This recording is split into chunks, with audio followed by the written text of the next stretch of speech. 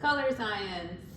So essentially it's a phenomenon of light or visual perception that permits differentiation of the same object. So there are three main functions of color science, and it's going to be observer, object, and light source. Essentially, the wavelengths of visible color that we see range from 380 nanometers to 750 nanometers. 380 nanometers being like closer to the ultraviolet, so purple, and 750 nanometers being like the closer to the infrared, so the red color hues. So, just so you know. The observer is the person that's looking. The object is what you're looking at and what color that is. And then the light source. So in various different light sources, it reflects different, it has color within it. So for example, natural light, like the sunlight, if you know during the morning, it's more red, has more red hues, and has higher the higher wavelengths in it. And then toward the afternoon, it's blue and has the lower wavelengths. So incandescent light, so the lights in most buildings and inside are going to be warmer and have redder hues, and fluorescent lights will have cool and blue-green colors in them. So the observer, that's us, and that's what our eyeballs see. So cones, color, rods are gonna be like light and dark. So just remember cones, color, because that will just help you see. So the rods are light and dark vision. They function at low levels of aluminum, so they're your night vision. And then, like I said, the cones function at low and medium levels of illumination. Sorry. I just don't want to write the whole word. I know. All right, so color blindness is a genetic disorder. It's 8% of people. Mostly men, carried on the y-axis. That's why it's mostly men. 1 in 12 men have it. The examples of it are protan, deuteran, and tritan. So L cones, M cones, and S cones. I don't think it's that important for us, but yeah. So going back to color again, so there's negative after image, which is hue adaptation, and depletion of the photopigmentation essential to respond, and hue sensitivity, which is increased sensitivity to complementary colors. So that's the example of when you see the American flag, that's gonna be yellow and like that bright blue color, and then like you close your eyes and you see it in the red, white, and blue that you normally would see it. Essentially, it's the like negative after image. Then there's the metamerism, which is effect of 2 color samples matching under one light source but not another. So, you know, when you think you're like, I thought I was wearing navy, and then you go outside and you're wearing black, it's because it looks different. And then, why am I out of breath? Take a breath. All right, guys. Okay. Not cut out for teaching. I'm not cut out for color science. Colors. Reflective. The colors from the surface of an opaque object. So this is where we get into the second part of it, which is the object.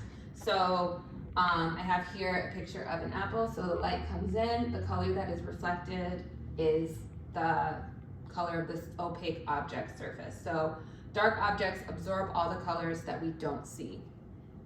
And then there's penetrative, which is colors seen through transparent substances, which is, you know, just think of like the church glass where it has like the prism glass of different colors. And then this essentially is saying that objects can modify light via these factors of penetration, reflection, and absorption.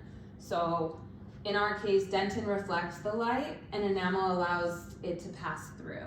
So that's kind of why when people have thin enamel, their teeth look a little bit more yellow, because dentin in general is not white, it's like a more yellowy hue.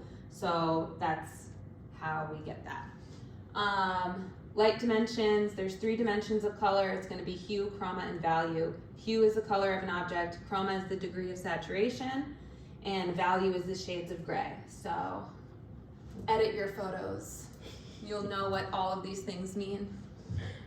Okay, so in our case, again, for color selection and shade selection, oh wait, no, I'll do this. Primary colors. Let's start back at elementary school.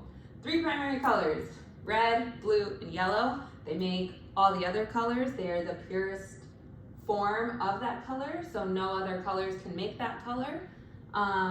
So there's additive, subtractive, and parative. So additive is essentially where you combine and add these colors together to get the rest of the colors. So red, yellow, blue is the wavelength of light, and light is white, and so it makes up all the colors. So just think of that prism that we have. So white light goes in and it creates all the colors. So red, yellow, and blue are the 3 that make essentially red and yellow make orange, yellow and blue make green, and violet is a part of blue. So, yes. And then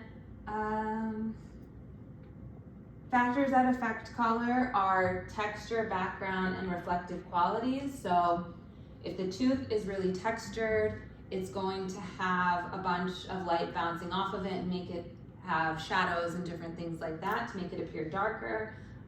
Background, if you're testing the color with your rubber dam, you're not really getting what the actual color is because rubber dam is like super dark in comparison to like your pink gingiva, which is where it naturally will be. And then the reflective qualities, so he used the example of you want to compare the colors when they're wet because your mouth is always wet, so the saliva is important, and that actually is creating an extra bit of shine that you need to understand when you're selecting the shade. So now shade selection. So this is the scale for shade selection for our crowns, veneers, and materials.